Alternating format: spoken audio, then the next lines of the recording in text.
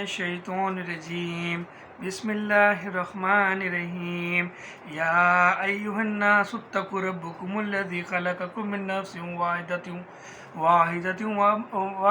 وخلق منها زوجها وبث منهما رجالا كثيرا ونساء واتقوا الله الذي تساءلون به والأرحام ان الله كان عليكم رقيبا۔ الحمدللہ، یہ جو آیت تلاوت کی گئی ہے یہ سورہ نساء کی تلاوت کی گئی ہے، اور الحمدللہ سورہ نساء کا آغاز ہوا چاہتا ہے۔ اور یہ سورہ جو نساء ہے اس کا نام نساء اس لیے کہا جاتا ہے کہ اس میں عورتوں کے مسئلے مسائل کو بیان کیا گیا ہے، اور عورتوں کو عربی زبان میں نساء کہا جاتا ہے، اس لیے اس سورت کی نشانی کے طور پر اس سورت کا نام نساء رکھا گیا ہے۔ اور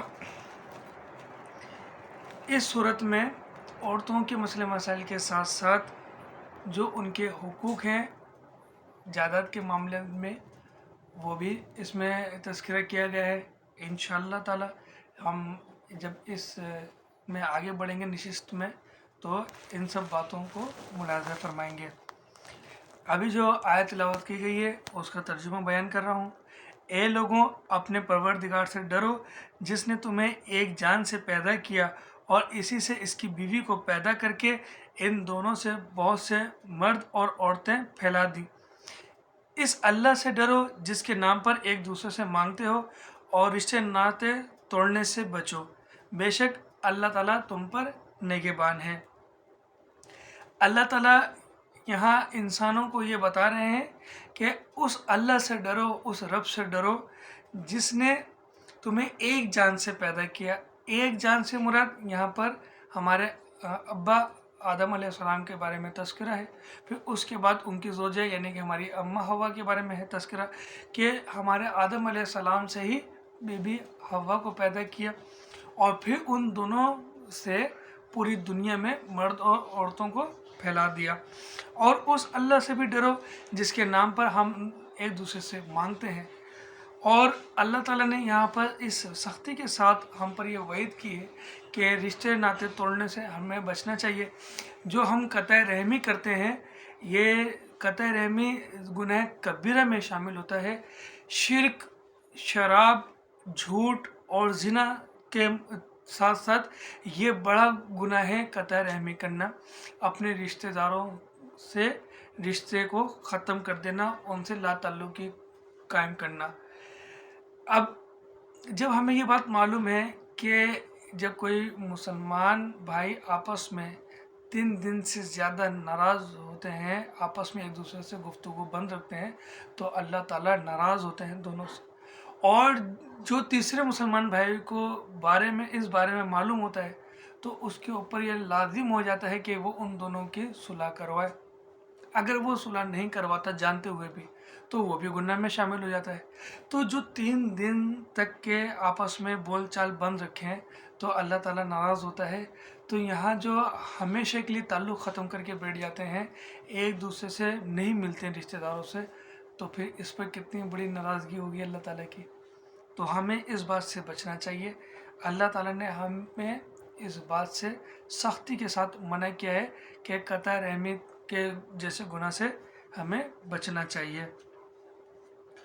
اور یتیموں کو ان کے مال دے دو، اور پاک اور حلال چیز کے بدلے ناپاک اور حرام چیز نہ لو، اور اپنے مالوں کے ساتھ ان کے مال ملا کر کھا نہ جاؤ، بے شک یہ بہت بڑا گناہ ہے۔ جو یتیموں کا مال ہے وہ ہمیں انہیں دے دینا چاہیے۔ یعنی کہ اگر کسی یتیم کی مال کی کفالت اور یتیم کی بھی کفالت ہمارے ذمہ آتی ہے تو ہمیں اس یتیم کے مال کی اچھے سے حفاظت کرنی چاہیے، اور اس یتیم بچوں پر یا ایک بچے پر جو بھی خرچ ہوتا ہے اس کے مال سے اگر ہم خرچ کرتے ہیں تو وہ تو جائز ہے۔ ہم اپنی ذات پر خرچ نہ کریں اس کے مال سے، اور نہ اس کے مال کو ہم اپنے مال کے ساتھ ملا لیں، یہ ہرگز جائز نہیں ہے، ایسا نہیں کرنا چاہیے۔ اگر ہم ایسا کرتے ہیں تو ہم اپنے حلال مال کو، ہم اپنی حلال دولت کو، حلال کمائی کو حرام قرار کر دیں گے، اور اس کو ہم اپنے پاک کمائی کو ناپاک کر دیں گے۔ اور دوسری بات اللہ تعالیٰ یہ کہہ رہے ہیں کہ تم اپنی پاک کمائی سے حرام چیز نہ کھاؤ، نہ خریدو، اور اس سے بچو، کیونکہ تم اپنی پاک دولت سے، پاک مال سے حرام چیز لے لو گے تو تمہاری دولت بھی وہ حرام میں شامل ہو گئی۔ اگر تمہیں ڈر ہو کہ یتیم لڑکیوں سے نکاح کر کے تم انصاف نہ رکھ سکو گے تو عورتوں میں سے بھی جو بھی تمہیں اچھی لگیں تم ان سے نکاح کر لو، 2 2 3 3 4 4۔ لیکن اگر تمہیں برابری نہ کر سکنے کا خوف ہو تو ایک ہی کافی ہے، یا تمہاری ملکیت کی لونڈی۔ یہ زیادہ قریب ہے کہ ایسا کرنے سے ناانصافی اور ایک طرف جھک پڑنے سے بچ جاؤ۔ یہاں اللہ تعالیٰ یہ بتا رہے ہیں انسانوں کو، خاص طور پر یہ مرد حضرات کو، کہ اگر تمہارے کفالت میں ایک یتیم لڑکی آئی ہے اور تم اس کے ساتھ انصاف نہ کر سکو گے تو تمہیں اسے نکاح نہیں کرنا چاہیے۔ اور اگر تم اس کے ساتھ انصاف کر سکتے ہو اور تمہیں بہتر لگتا ہے، تم اپنے آپ کو خود اتنے اچھے سے جانتے ہو کہ میں اگر اس یتیم لڑکی سے نکاح کر لوں گا تو میں اس کی اچھے سے کفالت کر لوں گا، اس کے مال کی بھی حفاظت کر لوں گا، اور اس کی دولت میں بھی میں خیانت نہیں کروں گا، اور اس کے ساتھ بھی میں ناانصافی نہیں کروں گا، حق تلفی نہیں برتوں گا، تو نکاح کر لینا چاہیے۔ اور اگر تم اس سے نکاح کرنے میں تم ہچکچاتے ہو، تمہیں یہ لگتا ہے کہ تم انصاف نہیں کر سکو گے تو تم کسی اور جگہ عورتوں سے نکاح کر لو۔ اور اللہ تعالیٰ نے پھر نکاح کی تعداد بھی تعین کر دی ہے کہ نکاح ہم 2 بھی کر سکتے ہیں، 3 بھی کر سکتے ہیں، 4 بھی کر سکتے ہیں، لیکن کب؟ جب ہم برابری کے ساتھ ان کے ساتھ انصاف کر سکیں۔ اور اگر ہم ان کے ساتھ انصاف برابری سے نہیں کر سکتے تو پھر ہمارے لیے ایک نکاح ہی کافی ہے۔ اور عورتوں کو ان کے مہر راضی خوشی دے دو۔ ہاں، اگر وہ خود اپنی خوشی سے کچھ مہر چھوڑ دیں تو اسے شوق سے خوش ہو کر کھا لو۔ ویسے تو جو حق مہر طے ہوا ہے، مرد کو چاہیے کہ وہ اپنی عورت کو وہ حق مہر ادا کر دے، اور اس کے اوپر یہ لازم ہے۔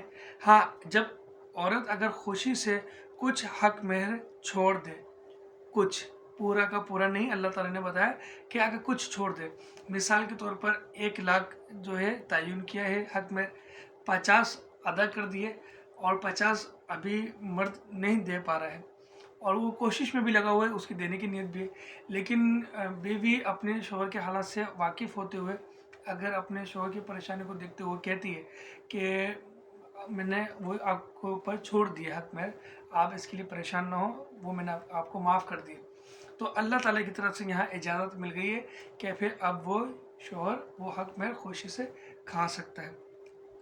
اگرچہ وہ اس کے پاس ہے بھی اور وہ دے بھی رہا ہے، دیتے وقت ہی بیوی کہتی ہے کہ نہیں، مجھے یہ رقم نہیں چاہیے، یہ آپ رکھ لیں، آپ اپنے کاروبار میں لگا لیں یا اپنے اوپر لگا لیں، اپنی ضرورت کی چیزیں خریدنے، اگر آپ کو جو کچھ لینا ہے تو تب بھی اللہ تعالیٰ کی طرف سے اجازت مل گئی کہ وہ کھا سکتا ہے، استعمال کر سکتا ہے اس رقم کو۔ لیکن جو مرد زبردستی اپنی بیوی سے معاف کرواتے ہیں، منہ سے بول کر، خود سے بول کر، تو یہ غلط بات ہے، ایسا نہیں کرنا چاہیے۔ خود سے کہہ کر معاف نہیں کروانا چاہیے، بلکہ مرد کو چاہیے کہ وہ اپنی بیوی کا حق مہر ادا کرے اور غیرت مند بنے، جو کہ اللہ تعالیٰ نے اس کو دی ہے، اس کو تحفے میں، انعام میں، اور اس کے رتبے میں رکھی ہے کہ وہ اپنے آپ کو غیرت مند بنا کر اپنی بیوی کا حق مہر ادا کرے اور جلد سے جلد ادا کرے۔ بے عقل لوگوں کو اپنے مال نہ دے دو، جس مال کو اللہ تعالیٰ نے تمہارے گزران کے قائم رکھنے کا ذریعہ بنایا ہے۔ ہاں، انہیں اس مال سے کھلاؤ پلاؤ، پہناؤ اڑاؤ، انہیں معقولیت سے نرم بات کہو۔ اللہ تعالیٰ کہہ رہے ہیں کہ اب تمہاری جو رقم ہے، تم نے جو جمع کی ہوئی ہے، یا تمہارے پاس کہیں سے بھی جو بھی ذریعہ ہے، اپنی اس رقم کو بے عقل لوگ جو ہیں، جو عقل اور شعور نہیں رکھتے اور دین کی تعلیم سے بھی دور ہیں، تو उनके पास अपने माल को अमानत के तौर पर नहीं रखवाओ, क्योंकि एक तो वो बेअकल है, उसको शऊर ही नहीं कि मुझे इसकी हिफाजत कैसे करनी है। दूसरा वो अगर वो उसमें ख़यानत कर जाता है तो वो कसूरवार नहीं हुआ, क्योंकि उसको तो ना दीन इल्म से उसको कोई वाकिफ़ियत है, ना उसको कोई तरीक़ेकार मालूम है, तो वो तो बेअकल है। तो अब तुमने जो ये बेवकूफ़ी का जो मुज़ाहरा किया है, तो अल्लाह ताला तुम्हें इस चीज़ से रोक रहे हैं कि ये बेवकूफ़ी का काम तुम ना करो। हाँ, जो वो बेअकल है या दीन इल्म से दूर है और उसकी हालत भी कुछ पस्त है, तो तुम इन्हें खिलाओ पिलाओ, अपनी इन रकम से इन्हें पहनाओ भी, इनको ओढ़ाओ भी, इनसे अच्छे से बात करो, इनसे नरम लहजे में बात करो, इनके साथ अच्छे से बर्ताव करो। लेकिन ज़रूरी नहीं कि अगर वो बहुत अच्छे हैं और तुम उनके साथ अच्छे हो, वो तुम्हारे साथ अच्छे हैं, तो तुम उनके पास अपने माल को अमानत के तौर पर रखवा दो। ऐसा हरगिज़ ना करो। और यतीमों को इनके बालिग हो जाने तक सुधारते और आजमाते रहो। फिर अगर इनमें तुम होशियारी और हुस्न तदबीर पाओ तो इन्हें इनके माल सौंप दो, और इनके बड़े हो जाने के डर से इनके मालों को जल्दी जल्दी फजूल खर्चियों पर तबाह ना कर दो। मालदारों को चाहिए कि इनके माल से बचते रहें। हाँ, मिस्कीन मोहताज हों तो दस्तूर के मुताबिक वाजिबी तौर से खा ले। फिर जब इन्हें इनके माल सौंपो तो गवाह बना लो। दरअसल हिसाब लेने वाला अल्लाह ताला काफ़ी है। अल्लाह ताला ने यहाँ पर लोगों की निशिस्त तरबियत निशिस्त कह रहा हूँ, निशिस्त तो हमारी है, तरबियत करते हुए ये बताया है कि अब कुछ यतीमों की किफ़ालत हमारे ज़िम्मे आ जाती है। जैसे कि मेरे छोटे भाई के बच्चे हैं या मेरे बड़े भाई के बच्चे हैं, और उन बच्चों की किफ़ालत उनके वालिदैन के गुजर जाने के बाद हमारे ज़िम्मे आ जाती है। तो अब हमने क्या करना है कि उन बच्चों को अच्छे से पालना है, पोसना है, सुधारते रहना है, उनको आजमाना भी है कि अब इन्होंने होशियारी पकड़ ली, ये ज़हीन हो गए हैं, बालिग हो गए हैं, ये अब दुनिया की समझ बूझ रखते हैं, तो अब इनके माल को हम इनके हवाले कर दें। भाई ये तुम्हारा माल है, जो तुम्हारे माँ या तुम्हारे बाप छोड़ गया था, और ये तुम्हारा माल है, अब ये हमने तुम्हारे हवाले कर दिया। और जब माल हम उनके हवाले कर रहे हो तो फिर कुछ गवाहों को भी बिठा लें। ये अल्लाह ताला ने देखो कैसी हिकमत वाली बात की है कि जब तुम उनको माल उनको दो तो गवाह भी हो, ताकि तुम पर भी कोई ना उंगली उठाए कि ये इन्होंने यतीमों का माल हड़प लिया, और वो माल लेने के बाद न मुकर जाए यतीम कि इन्होंने मुझे कुछ भी नहीं दिया, मेरा माल खा गए। तो अल्लाह ताला ने कहा कि गवाह बना लोगे तो ये जो फसाद बर्पा होने वाली जो बात है, इससे बचाया जा सकता है। ये अल्लाह ताला की हिकमत वाली तदबीर हैं, ये तरबियत है हमारी, जो हमें ऐसा करना चाहिए। अल्लाह ताला हमें ऐसे सिखा रहे हैं। अब जब हम अल्लाह ताला की इस बात से इनकार कर देते हैं, इस बात को नहीं मानते, अपनी होशियारी दिखाते हैं कि हमारा तो बच्चा माशाल्लाह बहुत ईमानदार है, बहुत अच्छे अखलाक वाला है, ऐसा हरगिज़ भी नहीं करेगा, हमें इसके ऊपर भरोसा है, इसको हमारे ऊपर भरोसा है, बस ठीक है हमने दे दिया, कोई गवाह नहीं। तो फिर अल्लाह ताला कहते हैं तो फिर अब तुमने जो अल्लाह ताला की नाफरमानी की, अब इसके बदले भुगतना पड़ेगा। उस बच्चे ने तो कुछ नहीं किया जिसके ऊपर तुम्हें भरोसा था, और लोगों ने कहना शुरू कर दिया कि तुमने यतीम का माल खा लिया। अब अगर वो बच्चा ने जब सुना कि इनकी बातों में, लोगों की बातों में प्रेशर आके ये माल मुझे दोबारा मिल सकता है, तो उसने भी इनकार कर दिया कि हाँ बाकी में मुझे नहीं मिला ये माल जो मेरा था। तो ये क्या हुआ, ये जो उस बच्चे से गुनाह हुआ और जो लोगों को ये जो फसाद करने का जो मौका मिला, इस मौका को देने वाला कौन था? वही शख्स था जिसने गवाह नहीं बनाया।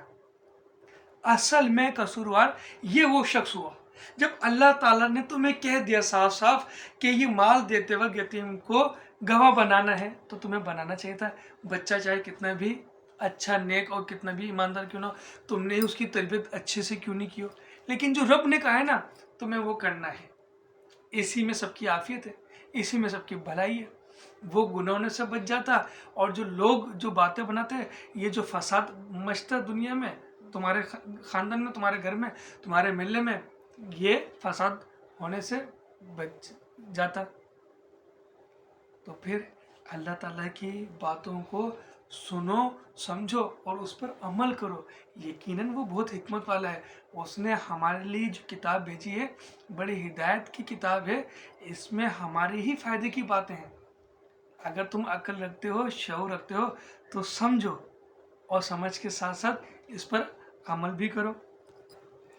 और अल्लाह ताला ने एक बात और क्या बात बताई कि अब हम खुद पस्ती की हालत में हैं, हम लोग खुद इतने लैंडलॉर्ड पार्टी नहीं है, अब बच्चों की किफ़ालत भी करनी है, तो हम उनके माल में से खुद अपने ऊपर भी थोड़ा बहुत खर्च कर लें, उन बच्चों के ऊपर भी खर्च करें उन्हीं के माल से, तो ये जायज़ है। अल्लाह ताला कह रहे हैं कि जो मौजूदा वक्त के तौर पर हम इस्तेमाल कर लें तो वो जायज़ भी है। यानी कि अगर हमारे घर में हम मियाँ बीवी के लिए जो रोटी और सालन बनता है नॉर्मली रोज़ के मर्रा इस्तेमाल में, और उस दाल रोटी बनाने के लिए वो बच्चे भी उसमें शरीक होंगे उस खाने में, तो उसके हिसाब से जो हमने माल खर्च किया तो वो जायज़ है, वो हम इस्तेमाल कर सकते हैं। क्योंकि हमारी हालत भी खुद इतनी अच्छी नहीं है कि हम अपने घर को भी संभाल सकें और उन बच्चों की भी तरबियत को कर सकें, उनकी पढ़ाई के अखराजात, उनके पहनने ओढ़ने के अखराजात, उनके खाने पीने के अखराजात, तो हम इतना अफोर्ड नहीं कर सकते। तो यकीनन हम उनके माल में से खर्च कर सकते हैं वक्त के हिसाब से, जो महंगाई चल रही है उसको देखते हुए।